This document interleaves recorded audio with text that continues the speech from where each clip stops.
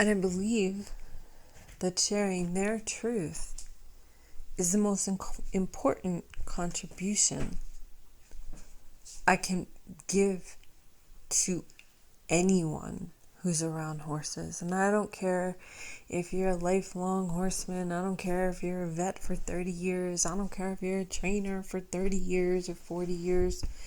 The reality is there are still so many people that believe that they know horses without actually even being able to hear and listen to the horse. And isn't that the most important thing that we could possibly know or understand? Everything else, in a way, is ego. When people ask me, when they find out what I do, they ask me about their animals, and the first thing I say is, I don't know. Because, I don't guess. If you want to hire me for a consultation to work with your animal, great. I will enter into that sacred space with you and your animal, and we'll get back into communion. But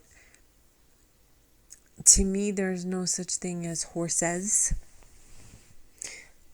Is there an anatomy and a physiology of the horse? Absolutely. Is there certain foods that are better for the horses? Are there certain, dental techniques that are better? Are there certain, trimming or foot aspects that are better for the horses? Sure. But the thing is, the only thing that you can really deal with horses is really fully be present and pay attention to the horse that's in front of you, to what they're sharing with you about themselves, to what they're actually sharing about you, with you in that moment, because they're incredible mirrors that help us understand who we are, how we're behaving, what emotions we might be holding on to that we're not even realizing.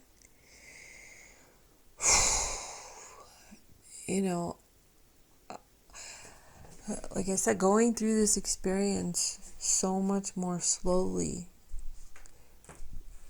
where I thought the end result was the haltering or getting the feet done, but going through this experience so slowly and really listening to her step by step,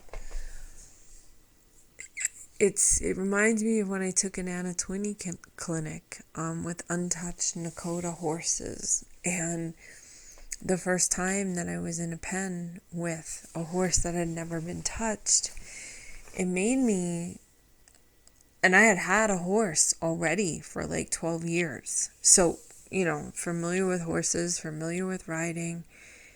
But my horse kind of had already been trained, and so I could walk up behind him, I could touch him anywhere, I could do anything I needed, and he was never a biter, he was never a kicker.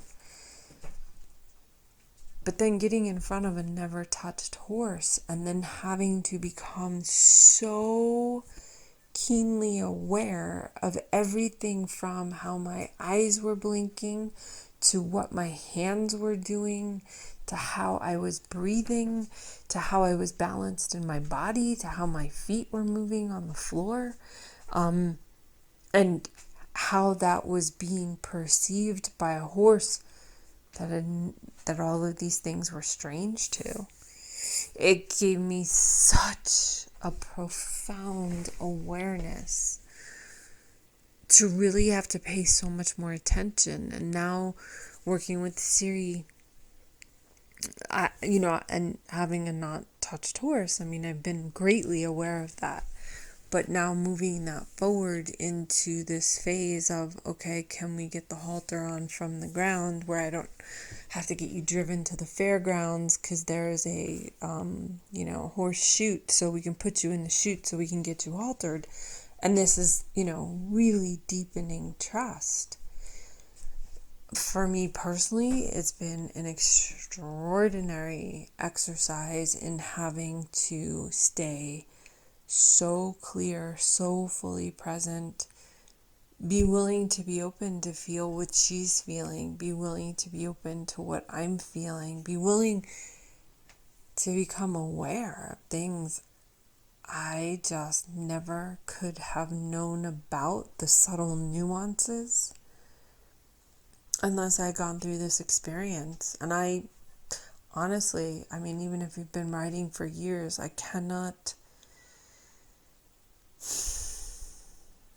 think it's like I cannot recommend enough going through an experience with an animal that has never been touched, because you will start to see that all of the things that you have possibly taken for granted in many ways,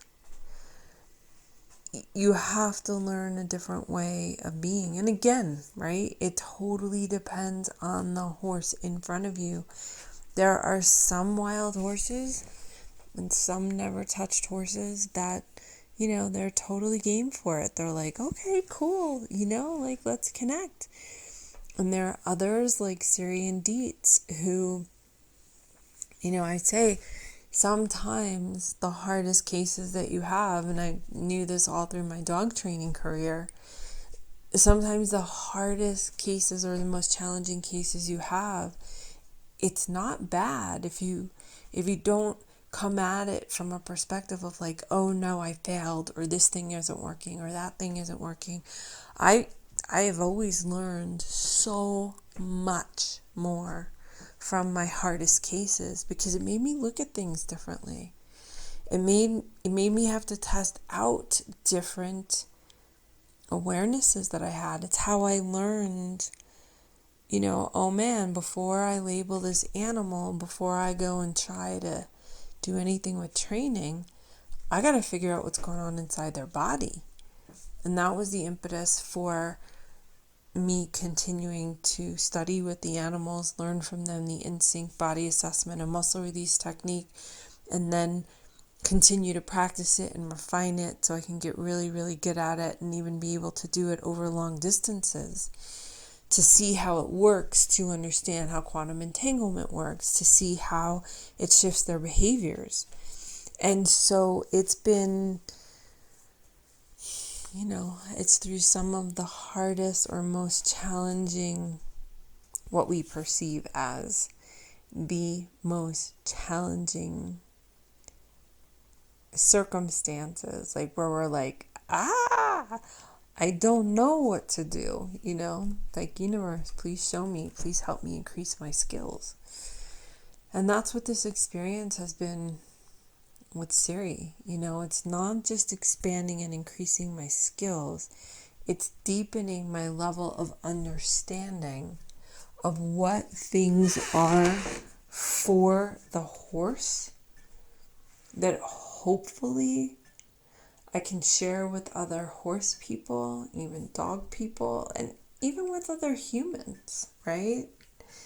To allow ourselves to be fully present, to show up, to listen at the deepest levels, and to really recognize and remember our natural God-given circuitry for telepathy and communication, for being able to work off body and on body with animals in a way that helps support their systems, but in a way where we're always taking our information directly from the animal. We're not overthinking stuff. We're not overriding their natural instincts or what they need. Imagine the way that we could live this life with our animals, when it's not just that we're reading body language, when we are literally hearing their perspective of how they want to proceed in a situation. I think we'd have a lot less accidents, a lot less incidents, a lot more health and well-being in our horses, and also a lot less injuries for them and for us. So thank you, Siri, for walking me through this.